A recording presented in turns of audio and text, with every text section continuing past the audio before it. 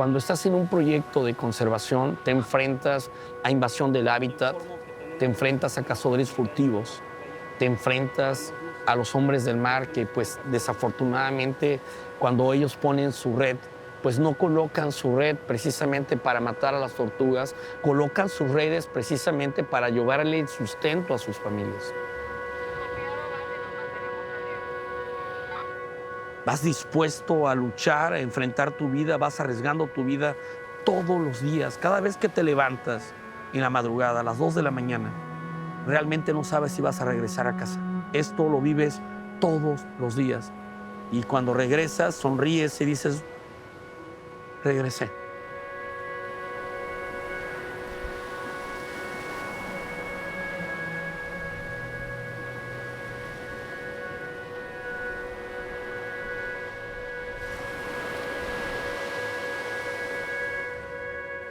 Mi nombre es Ricardo Yepes, soy hijo de don Marcelino Yepes y doña Librada Gerón Domínguez, personas comunes y corrientes. Soy hijo de campesinos, hijo de pescadores. Nací en este lugar cuidando un proyecto de conservación de tortugas marinas que mis padres iniciaron hace muchos años, aún yo antes de nacer.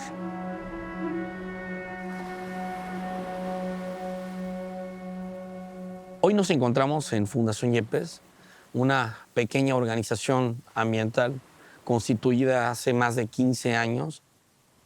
Uno de los primeros proyectos que se tienen como proyecto líderes es la educación y concientización de la población en proyectos de educación ambiental. El segundo proyecto es el diagnóstico del microplástico en un proyecto permanente que se cuenta como proyecto de playas limpias. Y por supuesto, el proyecto más antiguo que contamos, que es el proyecto de conservación y protección de un animal en peligro de extinción, como lo son las tortugas marinas, el cual el 8 de junio estamos cumpliendo 56 años de trabajo como familia en este proyecto de conservación. La misión de Fundación Yepes es compartir el conocimiento que hemos adquirido y hemos aprendido en 56 años. La misión de Fundación Yepes es dejar este legado de datos, de conocimiento para las próximas generaciones que vienen detrás de nosotros. Poder evidenciar la problemática ambiental de lo que se está suscitando para que ellos puedan darle continuidad a este gran proyecto.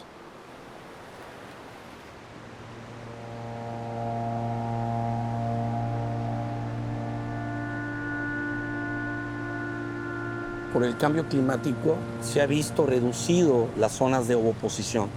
Le hablamos las zonas de las playas, el pleamar de las franjas costeras, en donde las tortugas lamentablemente ya no tienen playas donde poder poner sus huevos. Tienen que poner sus huevos muy cerca del mar cuando es marea baja.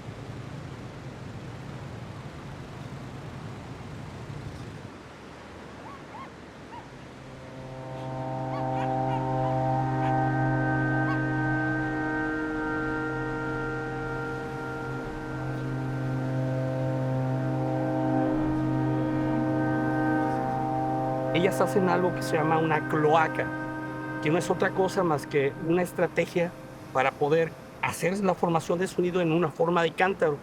Entonces, mamá tortuga, cuando cubre el nido, solo cubre la parte de la trompita de la cloaca. Todo lo de abajo queda completamente hueco, para que cuando la bebé nazca pueda respirar. Solo vamos moviendo los nidos, como ustedes pueden ver, que se encuentran muy cerca del mar, que la marea sube, el foso se llena de agua, hay una descompensación en la temperatura del huevo y desafortunadamente los huevitos no eclosionan.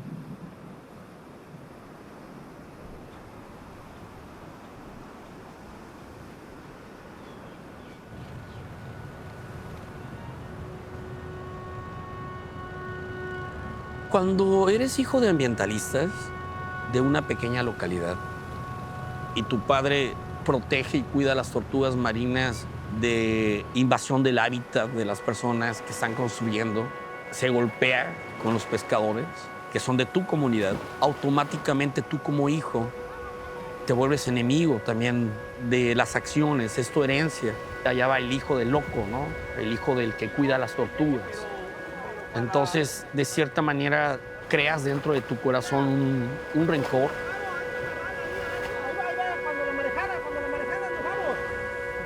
Don Marcelino efectivamente era una persona adelantada a su época. Lo único que él tenía era impotencia. Impotencia de no poder hacer entender a las personas, de no transformar la mentalidad de las personas. Veía a mi padre agarrarse a machetazos con las personas en las zonas de playa. Veía el odio que cada vez se iba haciendo más y más grande. No es fácil conservar. Si tú googleas muertes de ambientalistas, allí te vas a dar cuenta inmediatamente la cantidad de ambientalistas muertos que hay, precisamente por un ideal de conservar todo un ecosistema. Recuerdo también un día que peleé con papá porque él las conservaba y él las protegía y él me dijo, algún día vas a entender lo que hacemos, lo que hemos hecho, no me tengas rencor por lo que hacemos.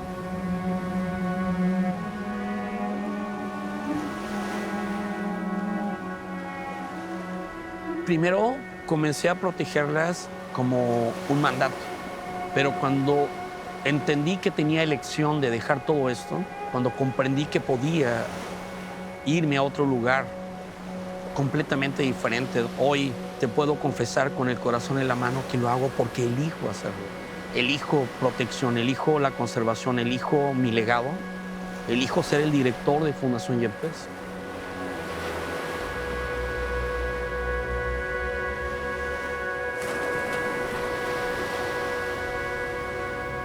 Mi nombre es Gabriela Nava, soy bióloga marina. Yo crecí en el agua.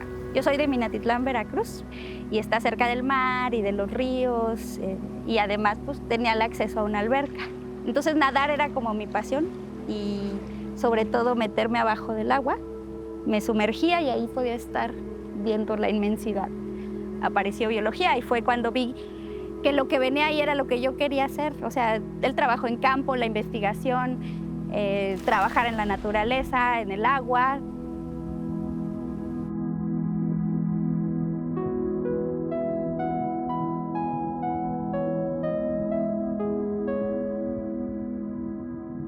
Mucho de lo que me gusta de la biología o de estudiar a los seres vivos son todos los procesos que ocurren. Enterarte de cómo se hace esa magia.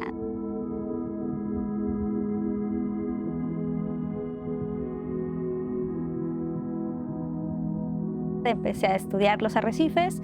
Tuve la oportunidad ahí de tener varias experiencias en otros países, en otros proyectos, justo para aprender más del manejo de los arrecifes. Y ahí empecé a aprender sobre las técnicas de restauración, de reproducción sexual, de reproducción asexual. Entonces diseñamos como la primera idea de contar con un programa continuo en el Parque de Veracruz.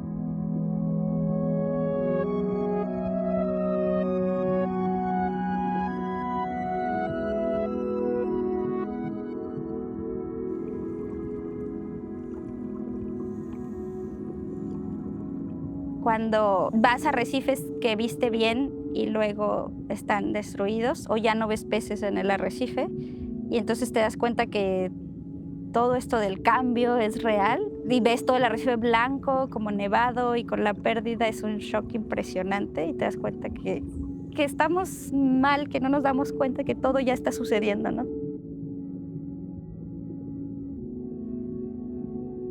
Los corales están formados por unos pequeños animalitos llamados pólipos de coral. Cientos o miles de organismos de estos pólipos de coral forman una colonia de coral, ¿no? Les denominamos colonias porque viven todos juntos formando esta estructura. Los pólipos de coral viven asociados a una pequeña alga que vive dentro del tejido del coral o dentro de la gelatina del coral. Esta alga le ayuda al coral de forma que el alga recibe la luz del sol y puede hacer la fotosíntesis como cualquier planta y a través de la fotosíntesis va creando nutrientes, ¿no? Y estos nutrientes van a ser aprovechados por el animalito y van a ir generando este esqueleto sólido, ¿no? Pero son tantos y van creciendo tanto y tan continuamente que van creando una estructura, ¿no? Y esa estructura después va a tener efectos físicos y químicos en esa área del agua de mar. Yo creo que todos los organismos finalmente nos hemos dado cuenta que el vivir complementados con otros resulta ser más exitoso y nos ayuda a sobrevivir mejor, ¿no? Entonces, para mí, de hecho, toda la naturaleza es como una inspiración, ¿no? Como humanos, creo que siempre estamos viendo como lo que está bien y lo que está mal, cuando en realidad lo que siempre la naturaleza nos muestra es que hay un equilibrio. Y eso es lo que deberíamos estar buscando, complementándonos para generar este equilibrio. O sea, la naturaleza es muy sabia. Mi fe está puesta en la naturaleza y todo lo hace. Todo lo que sucede finalmente tiende al equilibrio.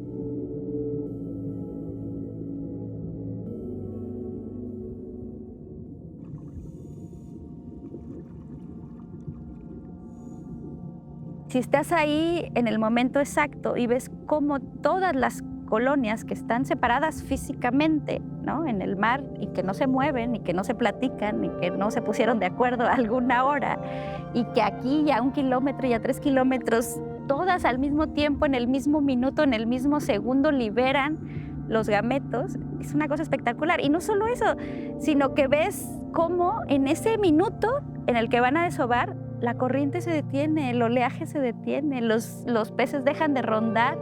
O sea, ocurre un momento mágico en donde todo se alinea. Es un instante mágico, de verdad. El océano es vida, siento que es parte de mí, o yo soy parte de él. Sentir el agua o al sentirme inmersa en él es algo que me hace sentir viva. El planeta es más océano que tierra y bueno, por lo que sabemos, el océano produce cerca del 80% del oxígeno que respiramos. Entonces es algo que es indispensable para nuestra vida y nuestra existencia. Y lo recuerdo a cada instante y es algo que también me gusta transmitirle a toda la gente, ¿no? Necesitamos al océano para seguir existiendo.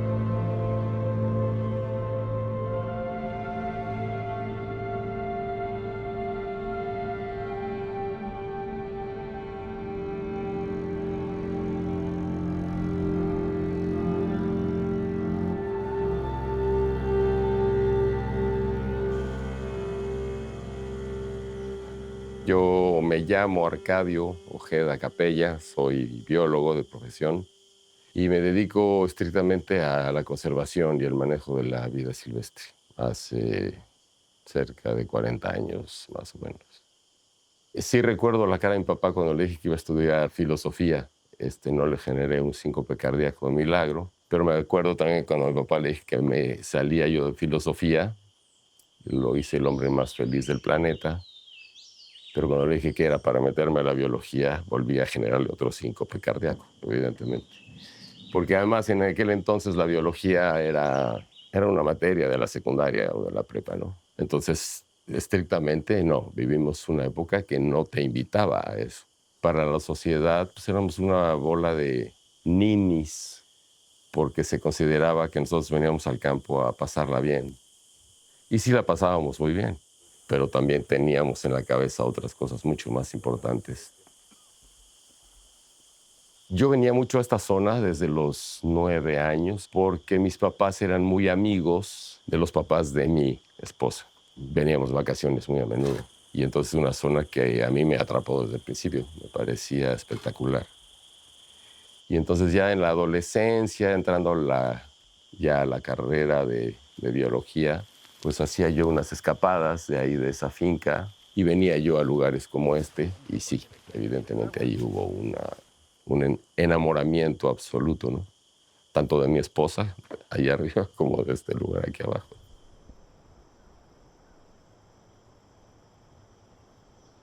Logramos primero hacernos de un terreno particular, un terreno que se usaba para la ganadería, y entonces decidimos entrar y emprender una aventura y un sueño de algo que pues no sabíamos en qué iba a acabar, por supuesto. Hoy es un área destinada voluntariamente a la conservación, que se llama Colisque, en la que trabajamos originalmente con una idea meramente conservacionista, pero también de mucha investigación. Durante muchos años, a lo que nos dedicamos fue a estudiar y a demostrarle al mundo que lo que estábamos haciendo valía la pena, que era una zona muy biodiversa, que valía la pena conservar. En el 99, por un evento climatológico, caen aquí en la zona la cantidad de agua que suele caer en un año. Y entonces se arrastra gran parte de la selva. Y tenemos, bueno, que autoconvencernos de no abandonar el proyecto, sino al revés, retomarlo con más fuerza y trabajarlo. Y tenemos que inventar una forma de rescatar esa selva a partir de un suelo estéril. Y eso, que fue una experiencia terrible en un inicio, maravillosa hoy, nos hace pasar evidentemente por todo lo que se pueden imaginar, porque no hay un manual para hacer restauración ambiental.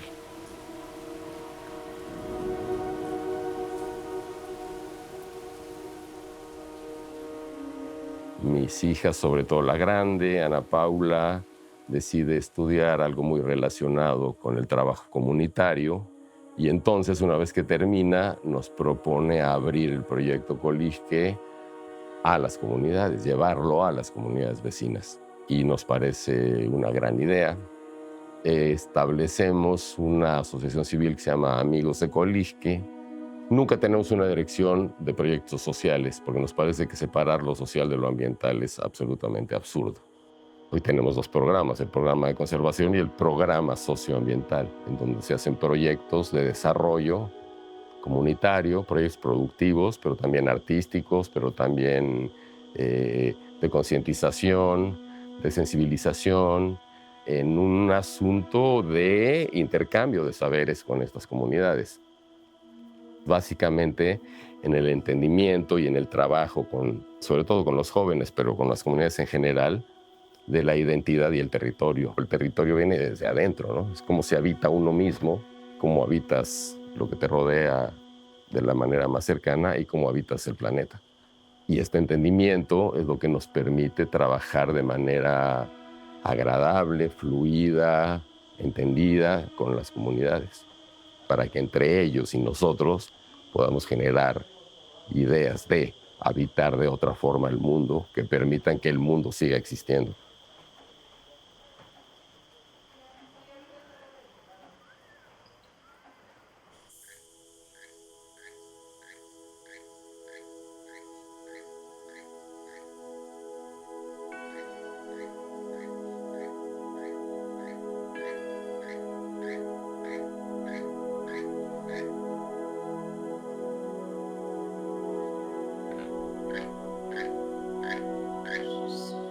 Pues no puede uno más que sentir un gran orgullo y sentir que la vida sirvió para algo. Que por lo menos estos últimos 20 y pico de años del proyecto permitieron algo que es un enorme privilegio, que es poder haber regenerado una selva. Si yo pudiera ahora expresar mi deseo, que me encantaría que sucediera antes de que yo dejara este planeta, sería que no hubiera reserva. Suena una locura, pero a lo que me refiero estrictamente es que en el momento que nosotros pudiéramos quitar el nombre de reserva en este lugar, significaría que todo se está conservando y que no tendríamos que reservar espacios para cuidar a la vida, porque la estaríamos cuidando en todas partes. O sea, ¿por qué no logramos comprender los seres humanos que hay que cuidar la vida? Punto. Y la vida implica todo. Desde la naturaleza, la flora, la fauna, el medio físico, los procesos biológicos, bioquímicos, hasta la diversidad de lenguajes, la diversidad de vidas, la diversidad de entendimiento de la propia vida, ¿no?